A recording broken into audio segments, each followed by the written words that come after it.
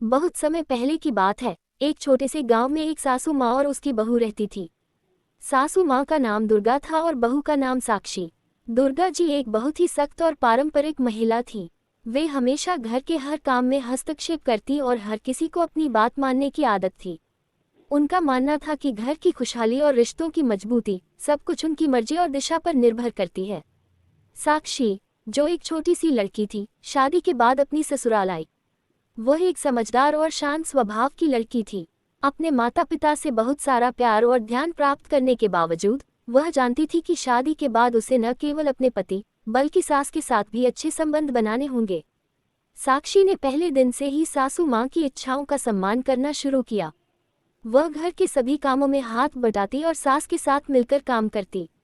लेकिन दुर्गा जी की हमेशा एक शिकायत रहती थी कि साक्षी ने कभी भी अपनी इच्छा या अपनी राय नहीं दी। वे यह मानती थी कि बहू को हमेशा अपनी जगह पर रहना चाहिए और उसे कभी भी सास से ज्यादा या बराबरी पर नहीं आना चाहिए। एक दिन दुर्गा जी ने साक्षी को एक खास काम सौंपा। ये काम था घर में एक बड़ा धार्मिक आयोजन करने का। दुर्गा जी का कहना था कि वह इस आयोजन के लिए सब कुछ खुद व्यवस्थित करेगी और बहू को सिर्फ मदद करनी होगी। साक्षी ने बिना किसी विरोध के काम शुरू कर दिया, लेकिन धीरे धीरे साक्षी को महसूस होने लगा कि सास का तरीका बहुत कठोर था। वह हमेशा बहू को ही सिखाने और निर्देश देने की कोशिश करती थी। साक्षी को लगा कि उसकी खुद की कोई राय नहीं है और उसे महसूस हुआ कि इस संबंध में कुछ बदलाव की जरूरत है।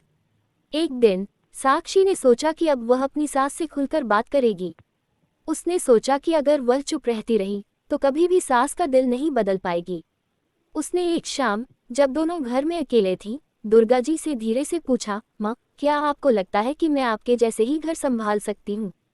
क्या आपको लगता है कि मैं आपकी तरह आपके हर आदेश पर बिना कुछ कहे काम करती रहूंगी? दुर्गा जी को यह सवाल थोड़ा अप्रत्याशित लगा, लेकिन उन्होंने गहरी सांस ली और कहा, तुम मेरी बहू हो साक्षी। तुम्हें अपने स्थान को समझना होगा। मैं तुम्हें कोई गलत दिशा में नहीं ले जा रही, बस तुम्हें सिखाना चाहती हूँ कि एक अच्छे घर की कामकाजी औरत को किस तरह अपने कर्तव्यों को निभाना चाहिए। साक्षी ने थोड़ा सोचा और फिर कहा, माँ, मैं पूरी तरह से आपके लिए समर्पित हूँ, लेकिन क्या हमें अपने विचार और इच्छाओं को भी एक दूसरे के साथ साझा नहीं करना चाहिए? मुझे लगता है कि अगर हम दोनों अपने विचारों का आदान प्रदान करें तो हम दोनों एक दूसरे की मदद कर सकते हैं और घर को और बेहतर बना सकते हैं। दुर्गा जी चुप हो गईं। उन्हें साक्षी की बात सही लगी, लेकिन उनका अहंकार और पुराने समय के तरीके उनकी सोच को बदलने में रुकावट डाल रहे थे। फिर भी उन्होंने सोचा कि शायद इस लड़की के पास कुछ नया है और हो सकता है कि कुछ बदलाव की जरूरत हो। कुछ दिन बाद दुर्गा जी ने साक्षी से कहा, तुम सही कहती हो, शायद मैं कुछ ज्यादा ही सख्त हो गई हूँ। लेकिन मुझे ये भी समझना चाहिए कि वक्त के साथ रिश्तों की दिशा बदलनी चाहिए। मैं भी तुमसे कुछ सीख सकती हूँ। ये सुनकर साक्षी को खुशी हुई। दोनों के बीच बातचीत का सिलसिला शुरू हुआ और धीरे धीरे उनका रिश्ता सुधरने लगा। साक्षी ने भी सास के साथ कई बार मिलकर काम करना शुरू किया और दुर्गा जी ने अपनी बहू को अधिक स्वतंत्रता दी। सास और बहू का रिश्ता पहले जैसा नहीं रहा था, अब वह एक दूसरे को समझने लगे थे। समय के साथ दुर्गा जी ने साक्षी को घर के महत्वपूर्ण फैसलों में भी शामिल करना शुरू किया। ये बदलाव उनके रिश्ते के लिए बहुत अच्छा साबित हुआ। साक्षी ने अपनी सास से घर की साज सज्जा, बच्चों की देखभाल और जीवन के कई पहलुओं पर बहस की। दोनों एक दूसरे से बहुत कुछ सीखने लगे।